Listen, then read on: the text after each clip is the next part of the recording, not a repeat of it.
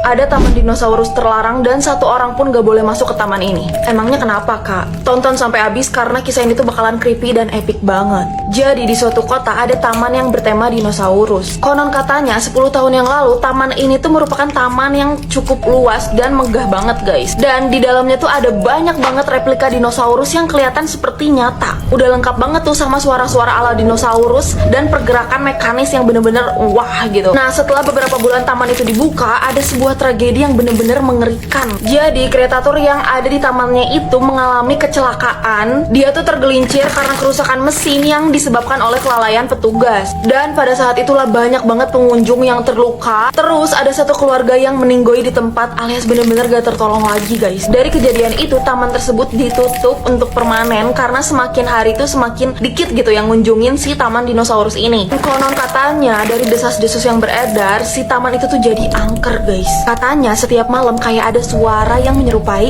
suara dinosaurus atau patung-patung yang ada di situ. Jadi ada salah satu kesaksian warga, kita sebut aja namanya Pak Arnold. Jadi si Pak Arnold ini tuh sore-sore lagi kayak nyari rumput gitu di sekitar taman dinosaurusnya. Terus pas dia udah mau pulang, dia ngeliat kayak ada satu keluarga dengan muka rata yang lagi berdiri diam menatapnya dari kejauhan gitu, guys. Sontak di situ si Pak Arnold langsung berlari sekenceng-kencengnya sambil ninggalin si taman dinosaurus itu. Gimana, guys, menurut kalian cerita tentang taman ini? Nat, kalau HP kamu nunjukin pukul 31.30, kamu harus hati-hati loh. 31.30, emang ada ya jam kayak gitu? Bukannya maksimal sampai 0059? Iya, soalnya aku pernah dengar cerita viral yang katanya serem banget. Emang seserem apa sih ceritanya? Jadi yang aku dengar kalau misalnya HP kamu menunjukkan pukul 31.30, artinya kamu lagi ada di dimensi lain atau dimensi iblis. Hah, serem juga ya? Beneran, Nat, jam itu bakalan kelihatan kalau kamu lagi begadang malam. Dan kamu juga bakal dengar suara-suara aneh kayak piring jatuh, lemari kebuka, langkah kaki, dan lain-lain lah pokoknya. Jadi katanya bakal banyak banget suara aneh yang sengaja mancing kita buat keluar rumah, Nat. Tapi inget ya, Nat, pada saat itu jangan ngelakuin apa-apa. Jangan bersuara, jangan ngelakuin apa-apa. Pokoknya jangan bergerak dari tempat tidur kamu. Dan yang harus kamu lakuin ya cepet tidur aja, terus berdoa agar kamu bisa kembali ke dunia nyata kamu dengan selamat. Emang beneran ada ya ceritanya kayak gini? Jadi nggak berani tidur sendiri. Ya sebenarnya nggak tahu sih bener atau enggaknya, cuman ya siapa tahu.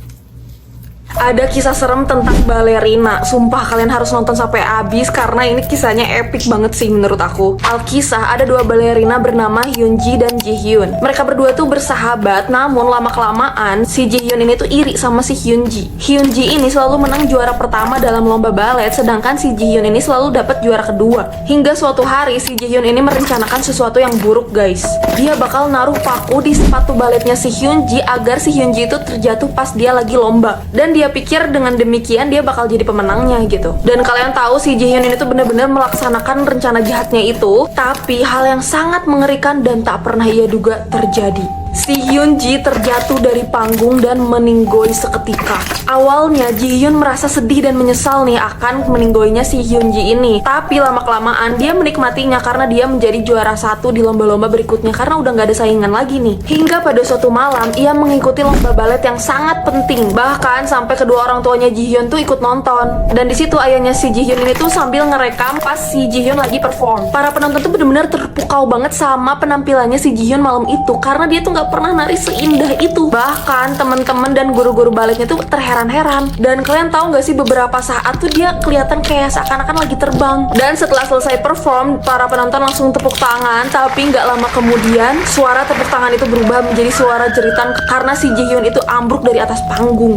Para medis langsung memeriksanya dan mengatakan hal menakutkan. Kalian tahu apa yang dikatakan para medis? Jihyun sudah meninggoy sejam sebelumnya. Terus di situ ayahnya langsung nanya dong, gak mungkin orang tadi Jihyun aja baru perform, ku sendiri melihat anakku barusan nari. Dari situ mereka langsung memeriksa video rekaman yang direkam sama ayahnya itu. Dan kalian tahu apa? Mereka ngelihat Jihyun gak sendirian di atas panggung. Sesosok wanita berambut hitam panjang tertawa-tawa sambil menjambak rambut Jihyun dan mengayun-ngayunkan tubuh Jihyun sehingga dia seolah-olah lagi menari. Sumpah merinding banget. Siapapun yang berhasil ngelewatin 9 ruangan angker di rumah ini bakal ngedapetin hadiah yang besar. Jadi ada seorang pria bernama David yang mendengar tentang rumah misterius yang bernama Noen House. Sebuah rumah berhantu yang menawarkan hadiah besar bagi siapa saja yang berhasil melewati 9 ruangannya. Setiap di ruangan dijanjikan akan semakin